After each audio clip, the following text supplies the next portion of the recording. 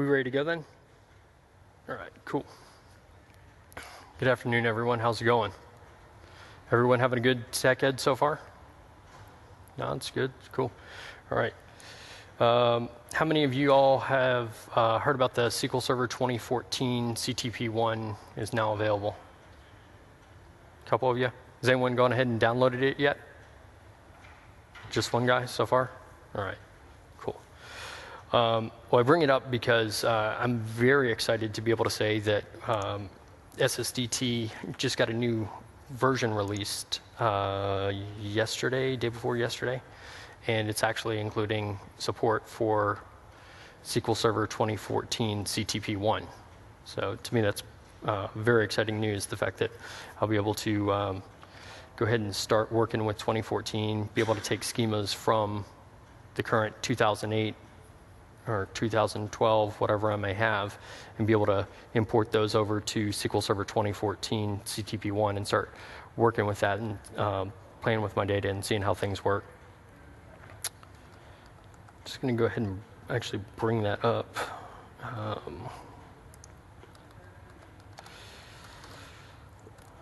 All right, 2 seconds. Oh, right. In case I forgot to introduce myself, I'm Aaron Nelson. I'm from Atlanta. I've been working with SQL Server for about 15 years now, and really excited by the new features in both SSDT and in SQL Server 2014.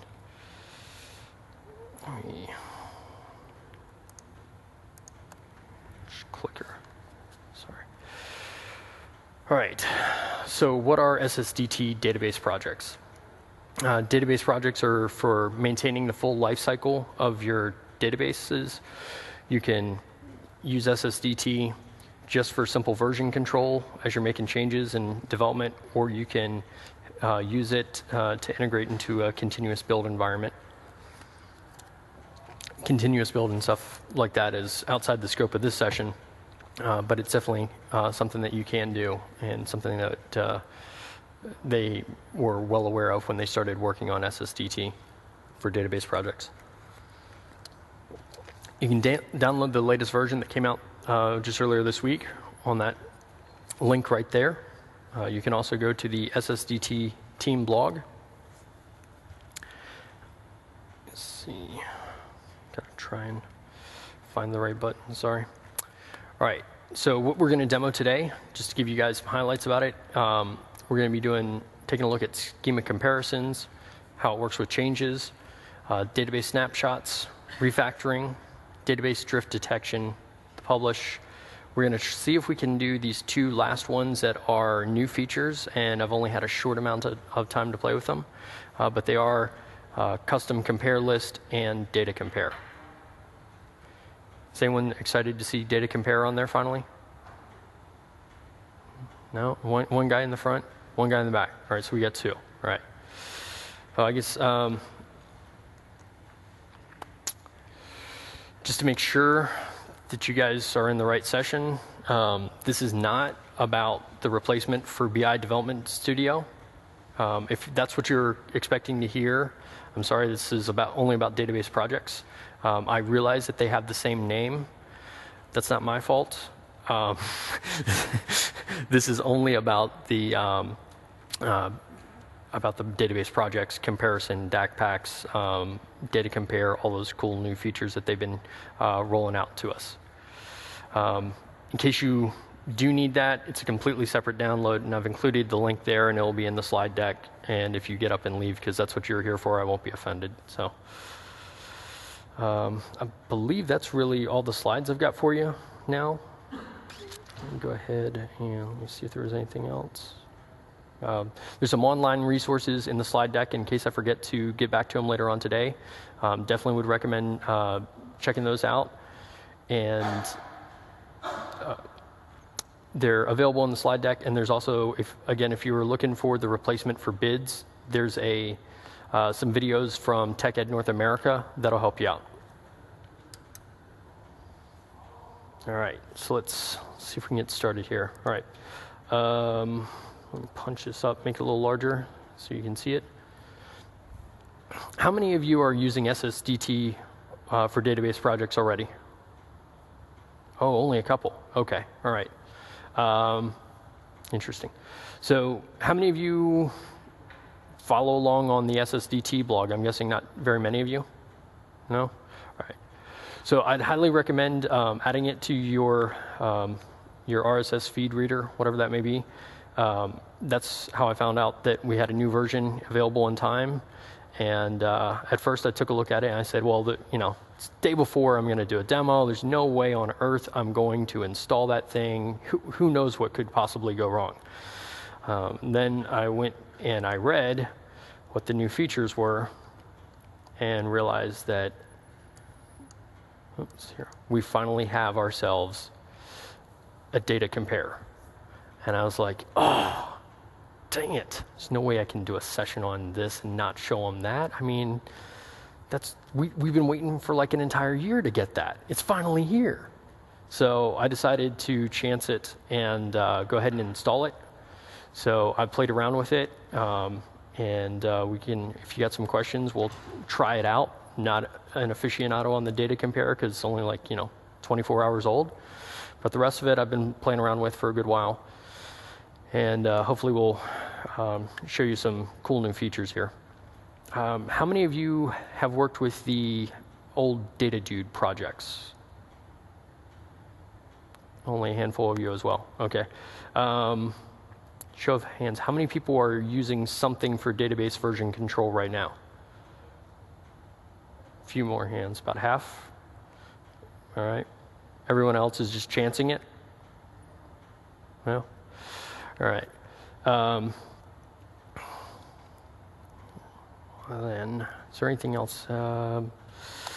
See, data compare. They also added a list for the tables, but I think that's it.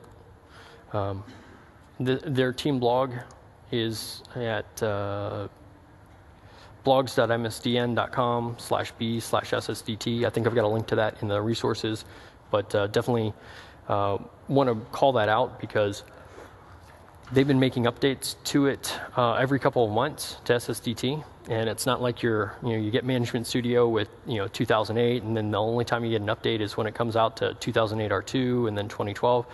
You're getting rolling updates pretty frequently, and they'll actually notify you inside of Visual Studio.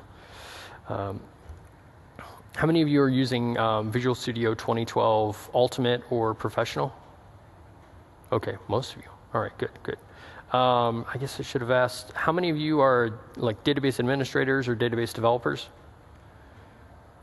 Okay, and how many of you are just application developers?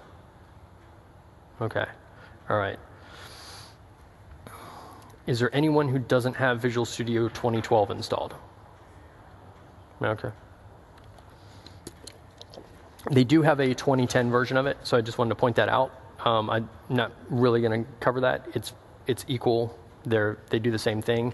And in fact, if you create a database project in 2010, in SSDT 2010, and you open it up SSDT 2012, it'll actually go back and look at those projects and be able to see them. All right, so let's go ahead and dive in. We're going to start basic. So I've got 2 SQL servers I'm working with here today. I've got my own local machine, and then later on, we'll work with another machine that has no databases on it here. Zoom in to let you see those. So to start out today, I'm just going to go ahead and create a database and create a table in that database. And then I'm going to import that as a project in SSDT 2012. When we do that, we've got a new SQL Server database project. We're going to call it my CRM. It's going to create a directory structure for us, all that normal stuff.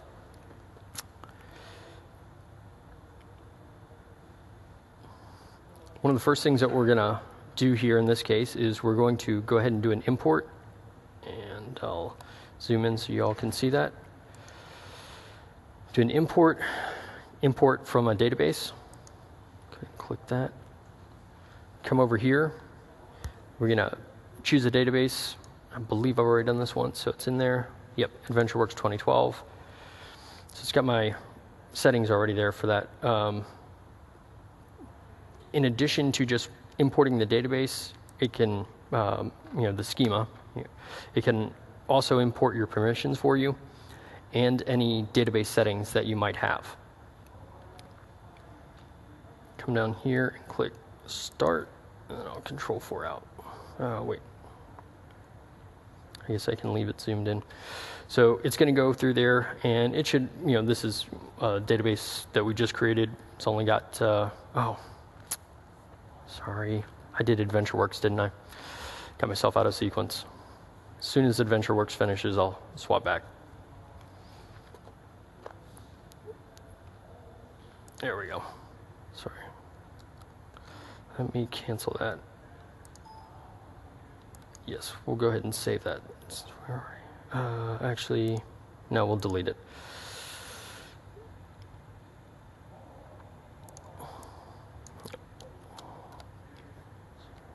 Let me do that one more time and point to the correct database this time.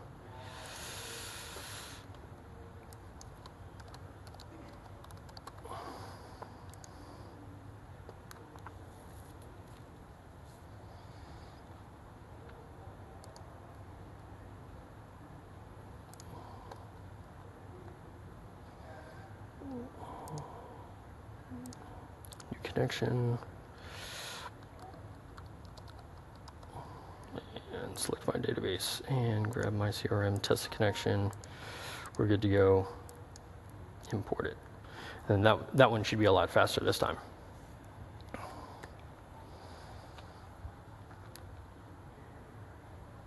All right, excellent. So we go in here under this DBO folder, and I'll zoom in so that people can see this. Go under tables, we see we've got a customers.sql, and that's the one that I just created a minute ago. Now, as I've clicked on it, it went ahead and brought up the table for us so that we can take a look at it. Now, this is a lot nicer than the designer that they've had in the past. Couple things to call out about it. As I go through here and I highlight up here in the top pane, we see that there's a script file down here, T-SQL script, and it's highlighting the same corresponding part of the schema, right? When I go to name up here, it'll highlight name. If I come in here and I do something like decide that this is going to be not null and click off of that, we can see that up here, it did have a check mark before, and now it's gone ahead and taken that away. I've spent quite a bit of time trying to trick this and get it to miss something that I did, and the only thing I've been able to produce are my own typos so far. So if anyone succeeds, I'd love to hear about it. But so far, it's pretty solid. Put this up to 150. So one of the things that we can do with this, we've got our database. We've already done a comparison. We've imported our stuff. Well, we can, originally this was only set up to, just do the schema compare, but we can also add additional things to our projects. So let me go over here to add, new item, and user script, post-deployment script. All right, so it's going ahead and create a new script file for us. I'm going to go ahead and take something I had set aside over here. I'll just show you real quick. See 0 rows returned. So there's no rows in the table right now, but we're going to go ahead and create some. So I've got an insert script here. Zoom in on that so that you can see it a little better. So it says insert into that customers table. I'm going to put in some names. I'm going to let it take care of the identity for me, and then we're going to roll with that. That's what I want my base database to look like. And obviously we're starting out slow here, but we'll build on this and show some more complex examples here. So we've got a single table. We can do that. What we have to do is we need to come over here and we need to build our solution. and have it integrate that post-deployment script into the rest of the project. And then once that's done, we can go out here and we can do a publish. And when we do a publish, zoom in on this so that you can see it. We're just going to go against that same database that we were just a minute ago. By default, it was trying to create a new one for me. So I don't want to do that. I want to compare against the one I had. Go ahead, test my connection. I'm good to go. Okay, rock on. So I've got the database, myCRM. Publish script is mycrm.sql. It's getting ready to figure out what's going on, what I need to import into this database. We can create a profile to keep track of the login information in which database, and I'll come back to that in a little bit. Over here, since so many haven't used it before, I'll go ahead and show you that we've got the generate script function, which will go ahead and figure out what the differences are between the database that it has, that it's looking at right now, and the database that it has defined inside of the project. And it's going to figure out, well, what do I need to do to the database that's out there on the server to make it just look just like the database here inside the project. All right, so it's gone ahead and done that, and we can take a look at the script here, and it's all, I believe it's all SQL command. And really what it boils down to is it's going to come down here and insert our values. So I'm going to go ahead and close this script.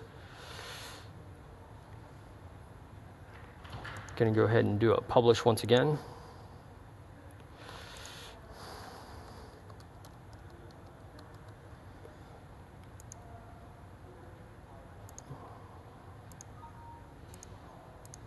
All right, and this time, go ahead and kick off publish, and we can see down here, it's going to go ahead and figure out things. It's going to do a preview for the publish, create the database script, and then go ahead and execute the publish script on myCRM.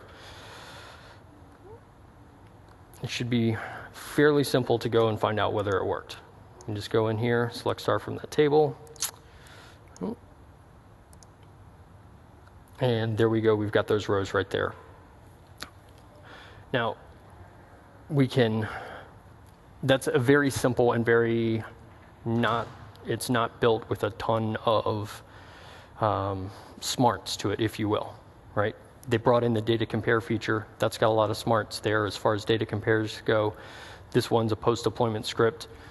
If we went ahead and deployed it again, we'd end up with a total of 4 entries in here instead of just 2. It wouldn't detect that they're already there or anything like that. It would just do what you told it to do.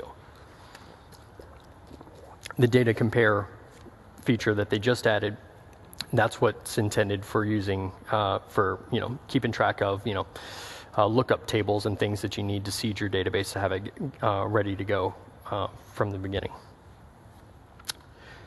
In addition to the post-deployment scripts, there's also a pre-deployment script. So if you need to clean something up out of your databases, get rid of data, maybe cleanse some data, you've got some data that's, you're working from a backup file, and you every once in a while you restore the backup file and you need to fix some things real quick before you even do the comparison.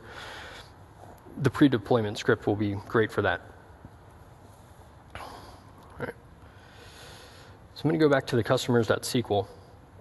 Let's see if I can do this in the zoom in mode. All right, and no, it's too zoomed in. Can you guys see that okay? That's why I keep zooming in, make sure you can you guys in the back read it? No? Okay, all right. Let me shrink it up a little. All right, that's what I was afraid of. Let's see if we can make this happen. All right. So one of the cool things is I can come in here and let me get this up a little bit further. I can decide that I need to add a new column to my database and decide that that's going to be created date, and decide that's a date time. And I'm going to allow nulls. And you can see down here in the script pane, it's already gone ahead and written out the script for it, for what it would look like to create it from scratch. And that's what it's going to go ahead and store inside of the project, and then eventually in whatever source control you decide to put this in, it's going to store this create table statement there. And go ahead and hit save on this.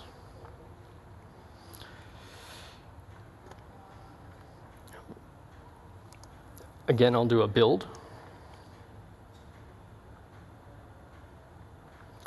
Goes in there, looks like it succeeded.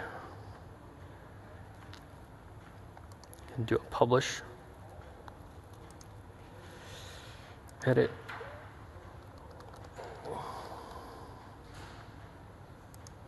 Tell it that I want my CRM. Test my connection, found it, good. And then what we can do here, do the generate script once again. It's going to go off and take a look again at the database that's in source control, or in the project, and then take a look at the database on the server and figure out what needs to happen. And it's already brought me up the script here. Sorry for the moving around. Oh.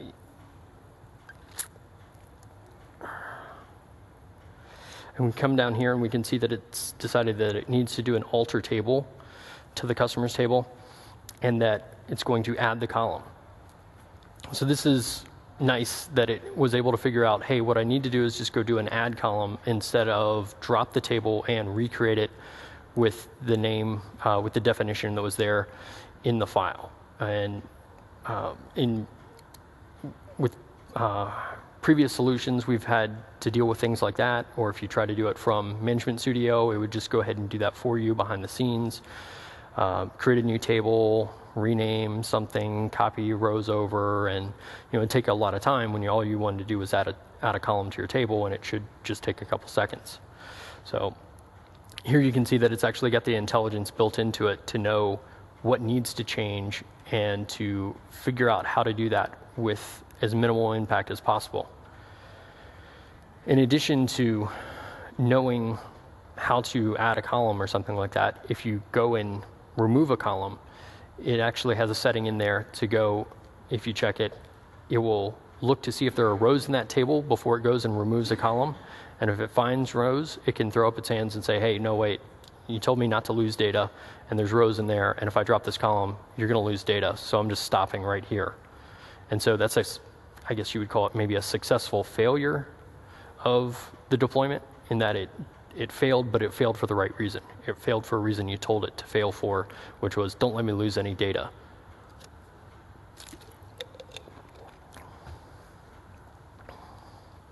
All right.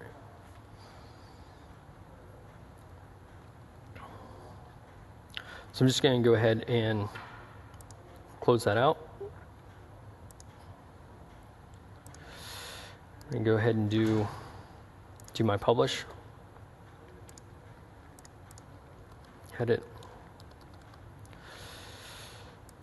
Come down here, grab that same database, click OK, hit publish, and we'll take a look. And we can see that very quickly it decided what it could do, what it needed to get done, that it could do it without there being a failure. I did not go in and check that setting that that says stop if there's a, if I could lose data, and it went ahead and deployed it. So let's take a look at our rows here. And then here we go, sure enough, we've got 4 rows, like I was saying we would, and now we see that we've got our new column added to the table. And we could have added a default on there. We could have used our post-deployment script to set the new column to some value instead of using a default. There are a lot of options available to you. Is everyone following along good? All right, perfect. Next, we'll move on to a little bit more complicated. So shrink this down for a second. And let me go ahead and close out, let that all save.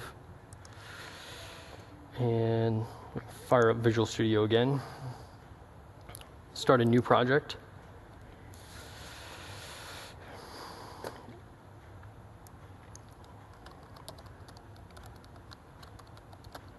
In this case, we're just going to create a new project for AdventureWorks. I've got the AdventureWorks database on my machine.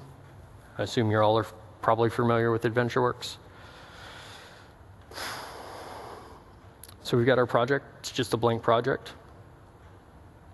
Let's see if I can scrunch that down just a little bit more. I might be able to zoom in while I do this. So I'm going to go import database. This time I'm going to choose that connection that had AdventureWorks 2012.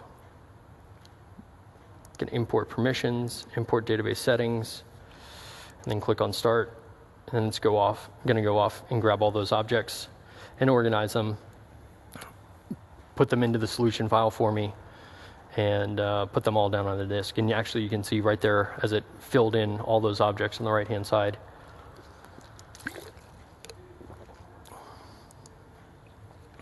All right. Let me see. Let's see if I can do this within zoomed in mode.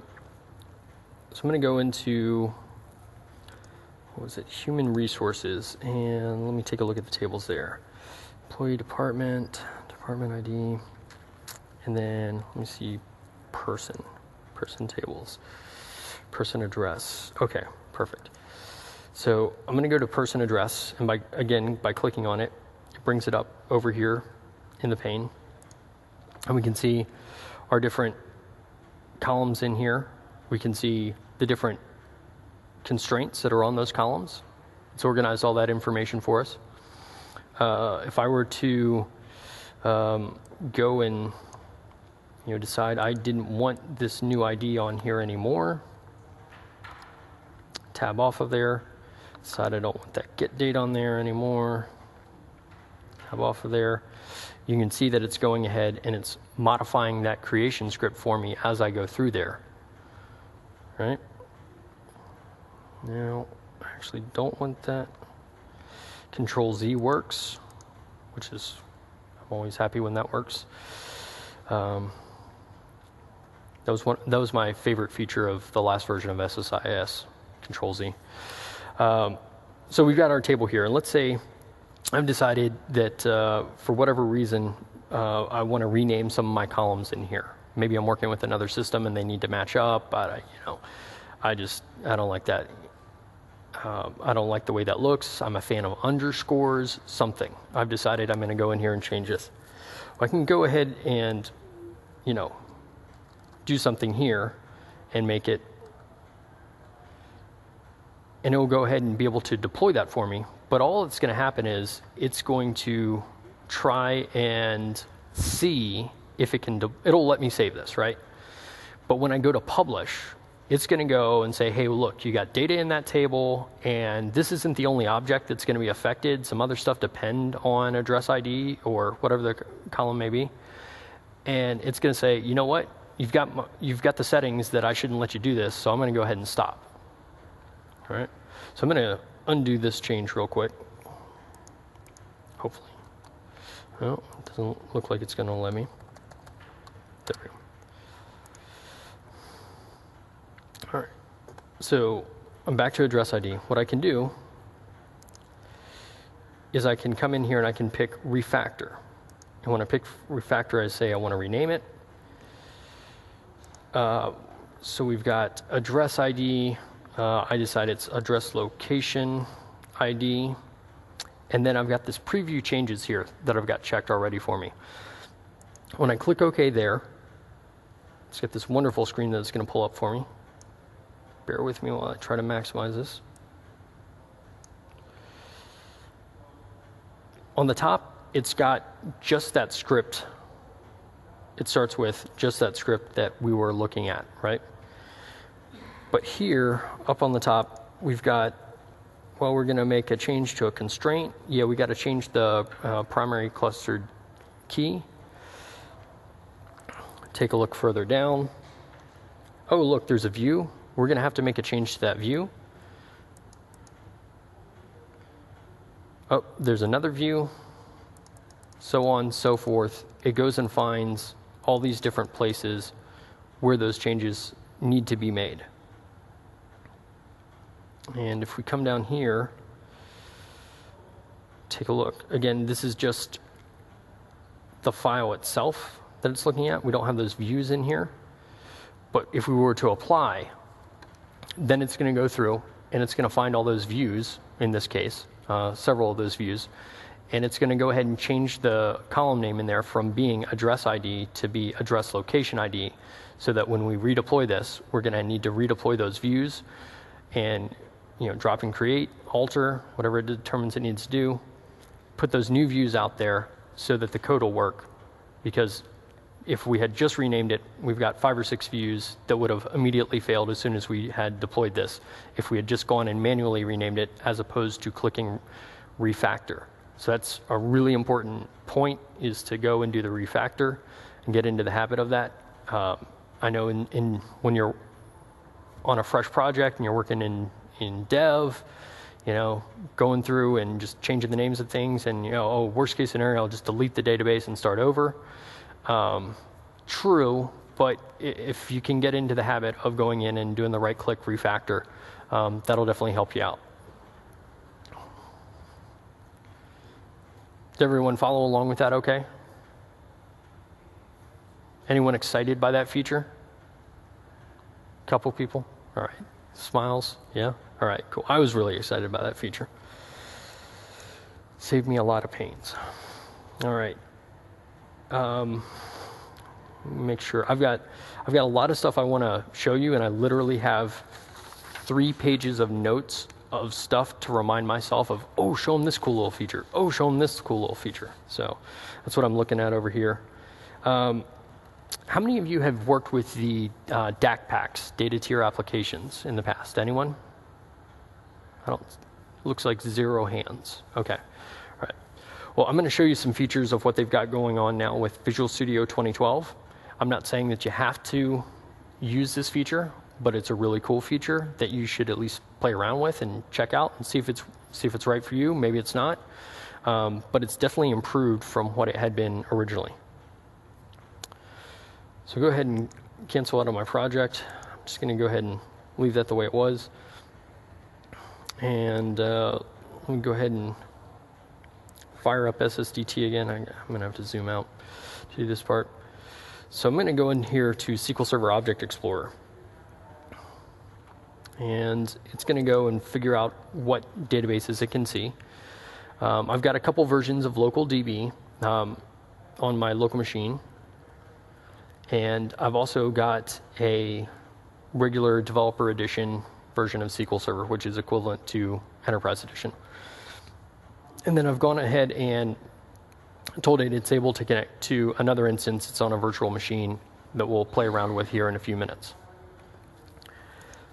If I go into here, find my databases, go to AdventureWorks, and it is extract data tier application. All right. We come in here, we're going to say, all right, let's point to the C temp drive. We'll call it my AdventureWorks.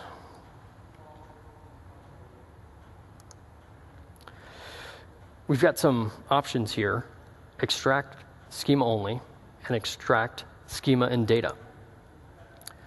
Once we get to the extract schema and data, we can either select all the tables or we can select a subset of that. Most likely, we're probably going to select, unless it's really fresh, no one's using this application yet, we're probably going to be selecting just not all of them, but a subset of these. So I'm going to go ahead and, in this case, and go ahead and pull those all in. I'm going to do include permissions, and then I'm going to click OK. I'm going to zoom out while this builds. That'll go off for a few seconds. I'm going to come over here to my temp drive, and we've got next to nothing in it at the moment. And there we go. We just had something pop up.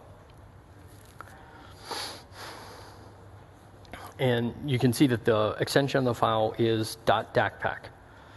Now these, again, I just installed the new version of the tools as of yesterday. So I haven't tested 100% of everything historically. But one thing I want to point out is that if you go into Management Studio, SSMS 2012, and you do the extract data tier application, I have been, as of day before yesterday, I've never been successful in getting it to extract the data out of the tables as well. It'll get the schema for me just fine, but if I do it through SSMS, I never was able to get the data. They may have fixed that. I don't know. We'll have to find out. It's going ahead and still processing that. I'm sure most of you are familiar. If we want to go to this AdventureWorks 2012 database, pretty much the only way that we're going to be able to get the data for it and the schema prior to having SSDT 2012 is to go in here, do a tasks, generate script. We'll never need to see that again. Come in here. In this case, I'll just select our tables to make it easier for us. Click Next. Decide I want to go out to my temp drive again instead. And we'll call it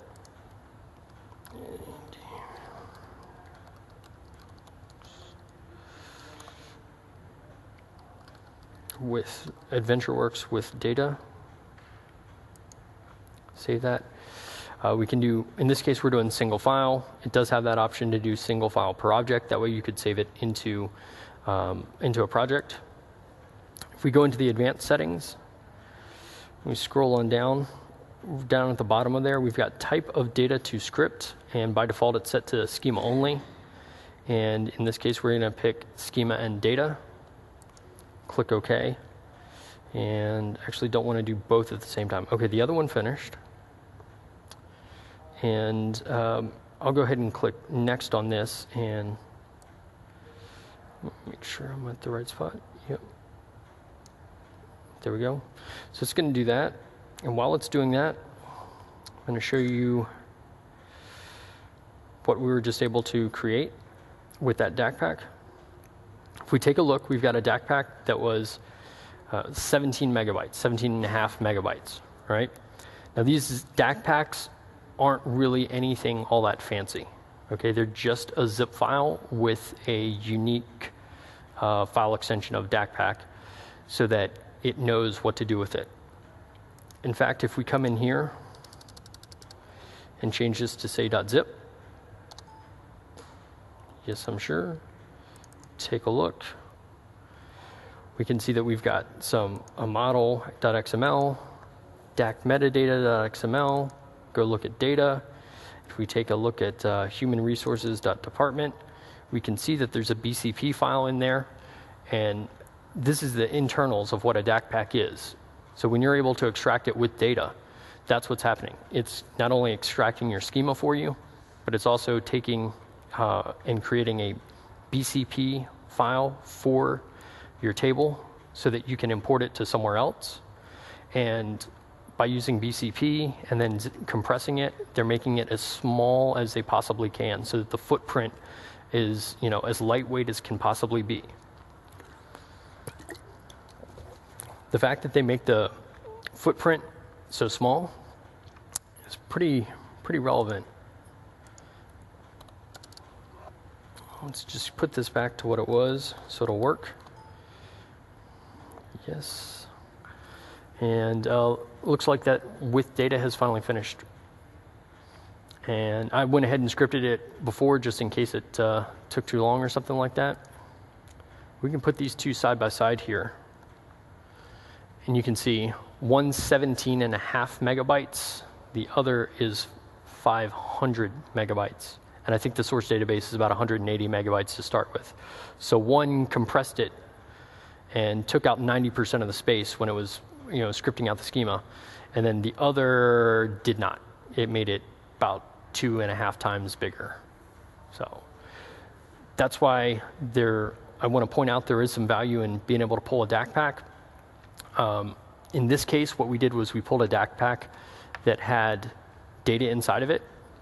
I'll show you in a minute. We can do inside of the project, inside of the solution, we can generate a snapshot, which actually underneath creates a DAC pack. And as of 2 days ago, I could tell you that it would never include the data.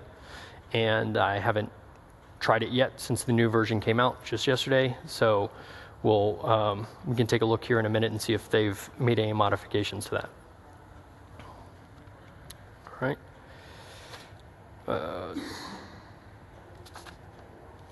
Perfect. Just making sure I'm in the right spot.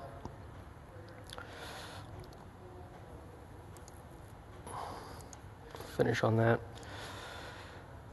Now I'm going to go ahead and go over to my VM now. Oops, forgot to log in.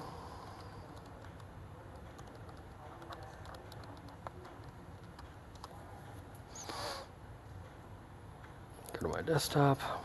All right.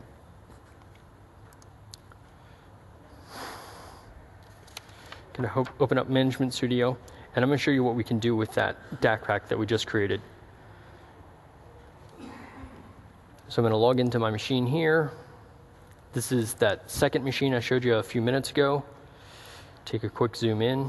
We can see that there's no databases on here, right? I'm going to come here, right click, see if I can do, I'm going to try doing this while I'm zoomed in. Deploy data tier application. Come down here, gives me a wizard. And click next on the wizard. Up here at the top, browse. And I've actually mapped over to my C drive back on the host. And so I'm able to find that 17.5 meg file that we just created. Gonna come over here, click open. Oh, there it goes. And it's going to sit there, and before it ungrays the next, it's going to check and interrogate and make sure it's a valid DAC pack and stuff like that. Come over here, click next, and then it's going to ask me what do I want the name of my database to be, and I'm going to select AdventureWorks. That way they're the same. That way it makes the comparison easy. Things like that. Any database references, and then I want to show you here. It's got a version 1.0.0.0. by default. And what you're able to do with SSDT 2012 projects is create database version numbers. And when you create these DAC packs, you can assign it a new version number as you go along. And that way, you can have it check and make sure it doesn't try to deploy a DAC pack to an older version of your schema than, to a newer version of your schema than the DAC pack is. You want it to deploy to an older version. All right. So I'm going to go ahead and click next. It's going to do initialize a plan, analyzing deployment plan. It's going to create all this stuff for us. Just going to go ahead and zoom out and let that do its thing for a minute. That'll take a minute for it to do. Over here, probably nothing's happened just yet. It's still cranking along. This will probably take about a minute, so I'll go ahead and pause right now and see, does anyone have any questions about what we've seen so far? None? Everyone just ready for lunch to be ready? Oh, question.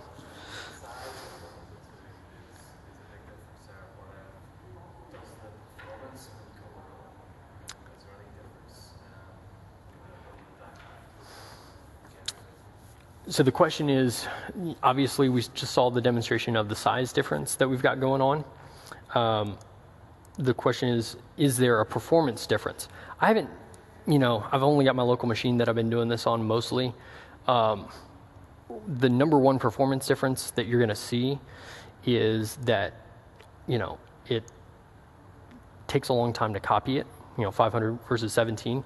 And because you have such a larger file, depending on what your disk subsystem is, that could be significant. I'm running on SSDs, so usually it's not too noticeable, but it could end up being noticeable.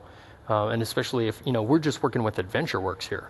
You know, what if you've got, you know, a lot of seed data that you need, or maybe some, you know, you need to have all your users or all your customers already seeded in the database for you. You know, that could get pretty sizable pretty quick. So performance-wise, I don't have any numbers for you or anything.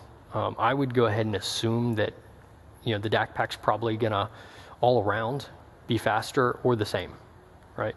I don't foresee it being slower because it's doing BCP, things are zipped. You know, should be a great experience for it.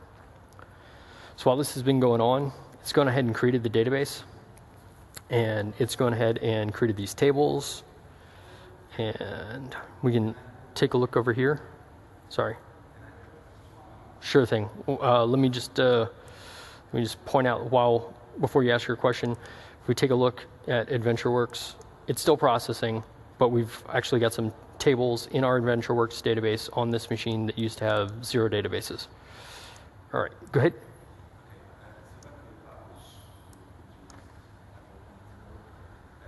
Let's say I have a database, which is the target to publish, and I have my database project, and I have a baseline when they are similar. Yes. Someone who changes in the database directly from, let's say, Management Studio. Yes. Is not implemented in the database project. Yep. And let's say I do something Sure. in the database project and try to publish. Yes. Okay. I know it's a conflict. Yep. But how would we handle this? So that is an excellent question, and I'll let you guys know the difference between a good question and an excellent question. A good question is one that I have the answer to. An excellent question is the one that's my next demo.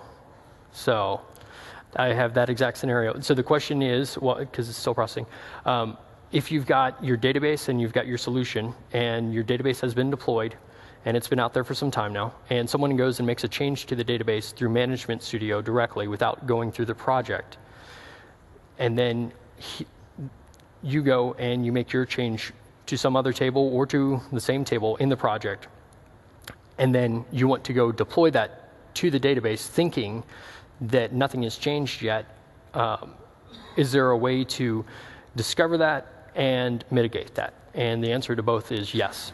There's a feature in here called Drift Report.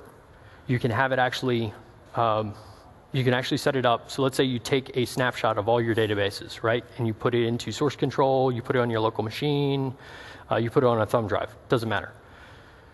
You can then generate a drift report by going and doing a compare between your DAC pack file and the live database and have it detect just the items that have changed, whether there's new schema objects, whether there's been modifications to schema objects, deletion of schema objects. You can find that all out without even having it ready to deploy anything. You can actually do it through the command line and have it just go gather the information for you. And it brings it back to you in an XML file, which I know most DBAs aren't too fond of XML, but for this particular case, it works pretty well. And it's pretty easy to read. It doesn't have a lot of gobbledygook. This thing's still running. So I'll go ahead and switch over to that demo right now. It's back on the local machine. Oh, well, this thing better hurry up because I actually need that database in place to be able to detect it. So, all right. So we'll walk through the basic version of the demo real quick. I'm going to go ahead and close that out, open it back up, and open project, and grab the MyCRM solution.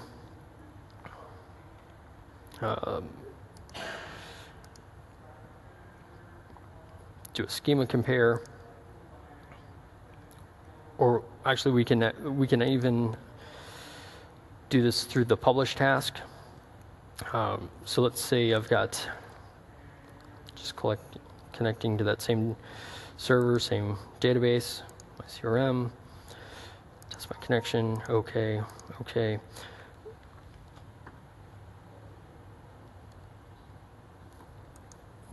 right here, this checkbox that I just checked that wasn't there before, or wasn't checked there before, register as data to your application. That means keep track of it, right? Up until now, it's just like, all right, you built a data to your application, a DAC pack, and I don't care, you know. Here, we're going to keep track of it now, and it has this nice little default that it's going to block publish when database has drifted from registered version. All right, let me, oops, sorry, I was trying to unzoom and actually cancel that. Let me see if no, it's still doing one more. So we'll just do it with the CRM database real quick. I'll go into the CRM, my CRM on the local, and let's do a create table people.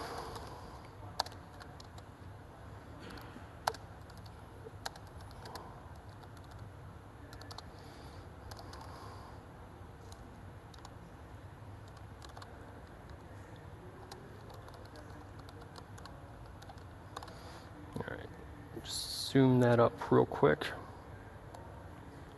So you can see this is an exceedingly simple table that I'm going to create into that table, into that database. Go back here, do the publish. Now, thinking back to the My CRM, remember I haven't even made changes to it, right? All I've done is let it be there, and as of a minute ago, it was exactly identical, right? So I'm not even trying to publish changes in this particular case. Oh, I should not have clicked that. That'll take a moment. FYI, when you're at a conference, put your firewall up, okay? At TechEd New Orleans, I must have found 300 SQL servers on the Wi-Fi. So don't do that. Don't leave your firewall off. All right. Oh, come on, cancel. Yeah, it won't let me cancel. Let me see if this is finished. Yes, this has. All right, click finish.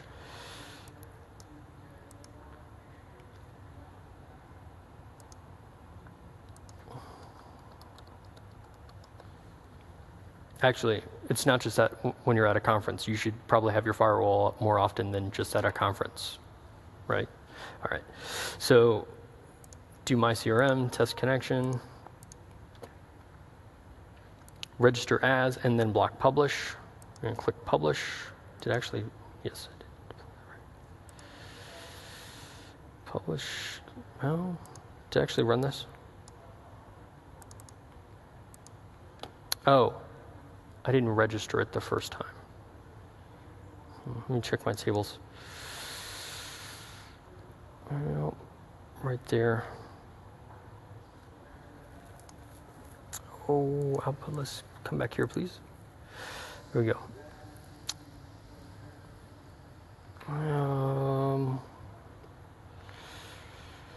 Let's try this one more time.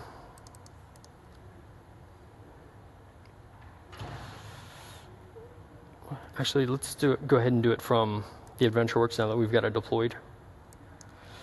This is what happens when I try to ad-lib something. I've already practiced this once over here. So with the AdventureWorks, let's give you a quick tour of it. So we're over here on this other server. Take a look at the properties. Come on up. There we go. The size of this database in this particular case ended up blowing up to 473 megabytes. Probably started around 180, and most of that is probably due to just the log file of it, inserting the rows. If we hit F7, it brings up Object Explorer details here, and when we're here, go into tables. We can remove something like policy, health state. Do many of you use Object Explorer details? Are you familiar with it? A couple of people? All right. I love it for things like being able to tell me what the row count is of my tables. So I can go and add that column, and then I can sort and figure out which one of my tables has the largest row count, and see it right there. Right, so I've got my tables there. In this case, I'm going to create a new table for you guys and gals.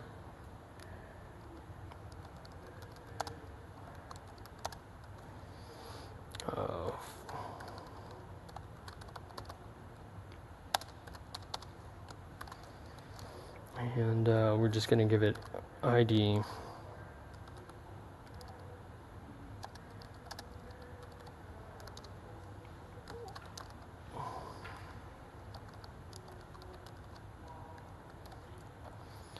That'll be it. So we're in the AdventureWorks database. We go ahead and execute that, get a confirmation that we're successful. And if we go to Object Explorer details, we've got the creation date that we can sort by, and we should be able to find that at one end of this or the other.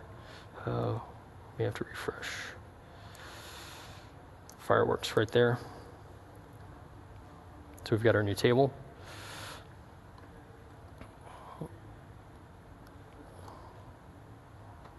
Switch back to the other VM.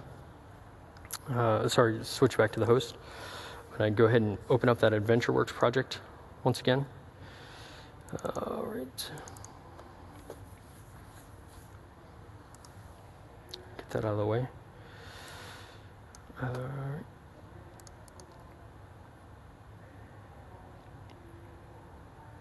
So here, obviously, we can do our schema compare, select target. I don't believe it's actually got one set up for, no, it does not. Create a new connection for it.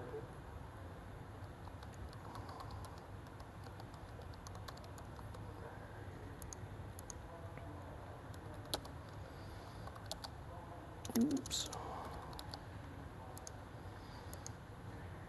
Find AdventureWorks, test the connection, it can see it, okay.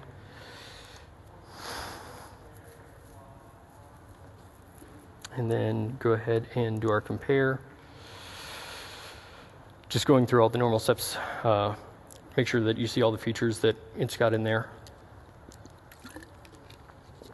That should be fairly fast, hopefully.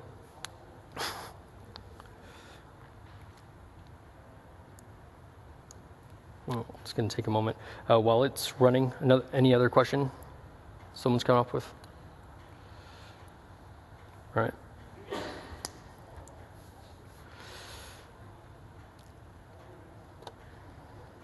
All right, so there we've got our comparison. In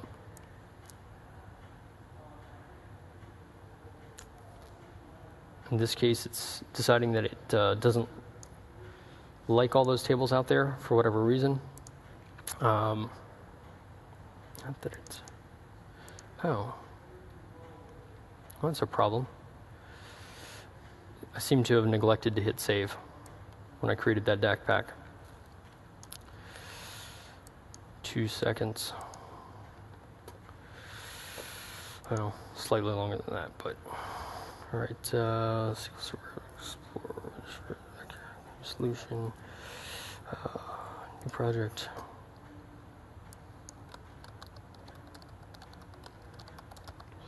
Make sure I've got it cleared out of the way.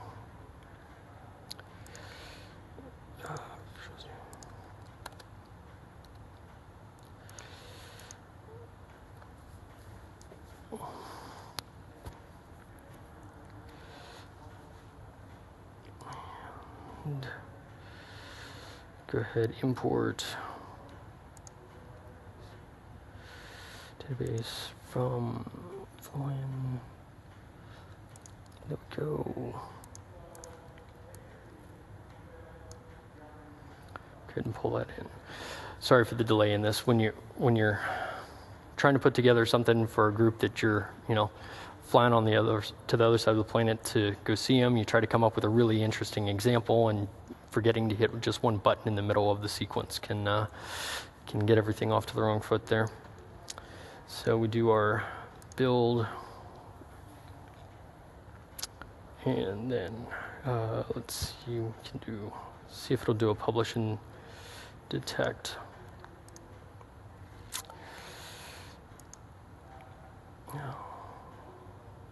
In this case, let me go ahead and show you the profile part. So we know that we want it to be AdventureWorks. We can go here, edit this. STT example.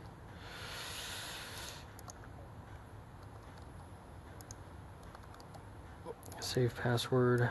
Make sure it finds the AdventureWorks database. Great job. Okay. Okay. And then do, I believe now we can do create profile. Boom. Once we've created the profile, so you go in, you go ahead and make your connection first, then click Save Profile. Actually, we'll save it with those settings now. Then we can do a load profile, and AdventureWorks publish.xml is down here, and in the future we'll just be able to use that profile when deploying this. So we'll go ahead and do publish. I'm going to have to zoom out for you all to be able to see that. Shrink this up a little bit. And there, yes, we had a successful failure. There we go. So it said creating publish preview, creating database script, all those first couple things that we did, executing the publish script on AdventureWorks. So it actually goes out and determines what it's going to do. And then as it's going to get ready, the first step is, oh, wait, check and make sure nothing has changed. And then it says, oh, wait, something has changed. And I went ahead and created a drift report and then let you know that we have successfully done a publish stopped, and gives you a fairly useful error message that the database has drifted. And just in case you're wondering, that doesn't mean it got into a car and it was out in, I know you guys love rally cars. So we can take a look at the previews, we can look at the script that it was going to build, and finally we can come down here and view report for the drift report. And again, like I said, it's XML. And it's got our object name, fireworks, the parent is DBO, and the type is SQL table. So it lets us know that it was a table. You know, obviously if it was a column, index, something else like that, it would have put that information in there. So that is how, to answer your question, that is how you can make sure that you A, don't deploy over someone else's changes, and B, just stop what you're doing and halt everything to find out what changed first. And it's, as you can see, it's very simple to find out what changed. Went ahead and figured that out for you right away and brought it back into the system for you. Now, if you're in an environment where your dev or dev and QA are on like a completely different domain than your production, and you can't get to your production database, as long as you've got the data tier framework, or more simply, if you have SSMS 2012 or Visual Studio SSDT 2012 installed, somewhere on a box up in production, that'll give them the executable. And with the executable, they can go ahead and fire off and generate these drift reports programmatically. And they will need the DAC pack there to be able to reference. But I put together an example for that, but it got very convoluted and complicated, and I decided that was a little much. So, but I do have another example similar to that that involves some PowerShell. So let me go back over here for a second, just to clean up my directory there and get rid of that earlier DAC pack. Looks like we've only got 10 minutes left. I've only got one example I want to make sure that you guys see before you go, but I think we've covered the majority. I'm looking down my list of 97 different bullet points that I wanted you guys to all see, and I think we have gotten the vast majority of them. That executable I was talking about is in the, I should be able to blow this up so you guys can see it. Program files, x86.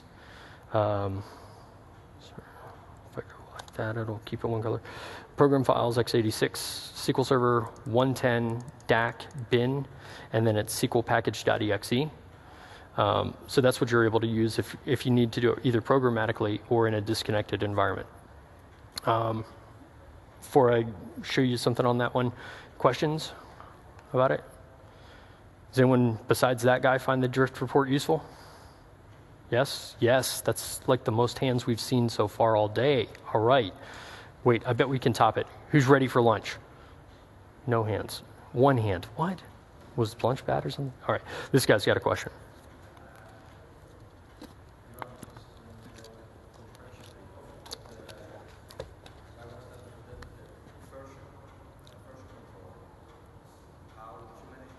The version control is when it registers the data tier application. Excellent question. Well, great question, maybe. I don't have a demo for it, but I can show you exactly where it is. We've got the SQL Server Object Explorer that I mentioned earlier. I'm gonna zoom in on that. And we can see that we've got, like I said, the local host. I've got that, my developer edition machine. And then we've got one called projects. If we take a look inside of projects, we'll see this AdventureWorks 1, AdventureWorks ADV Works, which was what I was practicing on earlier today. And then the 2 versions of the MyCRM that I created while I was here. So it is keeping track of the schema inside of that local database. And so that's where it's going to be. It does tie it to your machine, and I don't have an easy, I should write a blog post about how to share it easily. So I've got a 12-hour flight back home or something like that, so I'll play around with that on the plane, see if I can generate some scripts for you guys. But that's a great question. It's keeping track of it locally in the local DB, and with the metadata inside of that DAC pack, and it matches those up, and that's how it knows. Another question? The drift report works across tables. Can you also turn into reference data? Reference data. So the question is, the drift report works across tables, objects, views, store procedures, indexes, all that stuff, and reference data. So you're talking about like the data compare kind of stuff? All right, so I hope so. I haven't played with it because, like I said, I just got it. I'll go ahead and show you how to use that real quick. And it's real simple. Schema compare, I should be able to come down here. Oops. Am I in the right spot? Nope, that's not what I wanted to happen. Build a new solution. Why is it not giving me import? Oh. I practiced for this exact question, and I don't know why it's not. I'm going to have to just go ahead and show you on the vlog here. Maybe I did something overly simple that I'm missing, but right. Dang it. I need to stay there in Schema Explorer and start from there. So I would come over here, zoom in, and then I can do my data comparison from there, right? Again, I haven't played around with it. I'm excited to. It's like, it's finally here. We can, definitely want to get this, get the news out that it's here. And hopefully you guys are going to find it useful to have that in the solution. Again, one thing I want to call out, I believe on Adam's blog, Adam Mahood is one of the people who works on the team building this stuff for us. And see if I can show it to you. What's new in this version of DAC? You can see right there, 100 bug fixes. And I think they did the last build or the last release of it in like May. So like in about a month's time, maybe a little more than a month. I don't know exactly what day in May. They've got new features, data compare, some other stuff, and 100+ bug fixes. So I want to call that out to say, go ahead and start using it. And if you find something that's broken or you find something that doesn't work for your scenario, especially if it's just something that's broken, go ahead to go on Connect or comment on the blog. They prefer Connect, and he's actually got a link to Connect down there. And go ahead and let them know that you found something broken, or tell them, search Connect, see if there's someone else who needs a feature, and upvote it.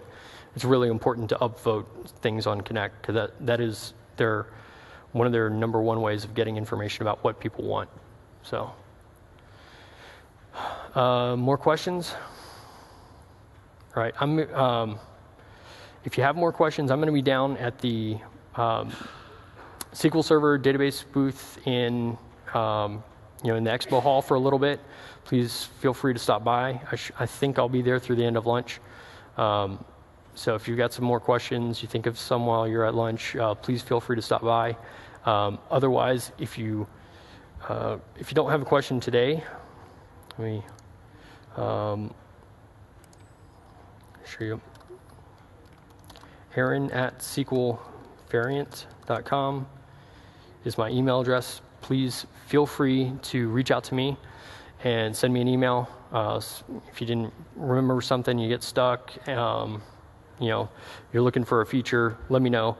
I'll see what I can do. I'm always glad to help.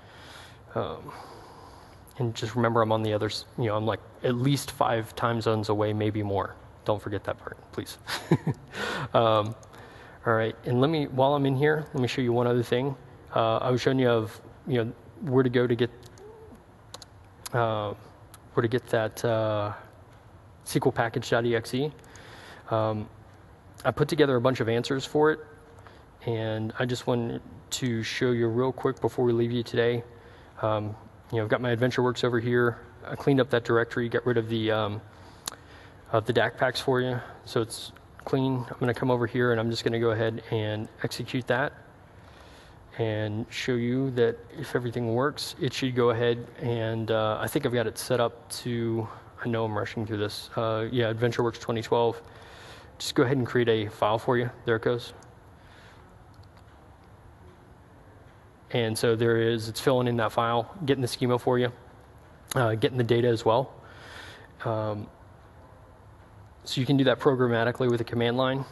It's ugly, I know, but once you put it together once, you've got it. And then one of the other commands that you can see, this command was extract, right? Extract the DAC pack. This command here is drift report, and that doesn't make any changes, just gives you that drift report. And so that's how you can do programmatically, go and find out those database versions, see if anything has changed. I'll go ahead and blog this so it's out there in a working format. And then the last thing I wanted to show you is it's still running. Does anyone here do PowerShell? Anyone? All right, 2 people, 3. So I do a little bit of PowerShell, and I was able to, using the SQL Server 2012 features, it's finished. I'm going to go ahead and actually delete that. Between SSMS 2012 and PowerShell 3.0, just show you a cool little feature of it. Come in here, I decide I want to pick these 3 different databases, and I want to generate DAC packs for them. Click OK. Come over here, and it'll go ahead and rip through there and generate them for a. And I did it, that allowed me to select them and then click OK. I didn't have to do all the ones on the server. Same thing with the drift report. I'd be able to do there programmatically, go pick the databases I want to get the drift report for, and then punch those out and have it generate, have it do the interrogation and then generate the XML file. And then I could email that to someone, or maybe, if I could figure out who did the change, maybe I could rip through there, and in PowerShell there's a restart-computer command. Maybe I could just restart their computer just to throw them off. That is all I've got for you today. So everyone, thanks for coming out. Again, there's online resources in the deck. I'll be downstairs, and I hope you got something useful out of it today.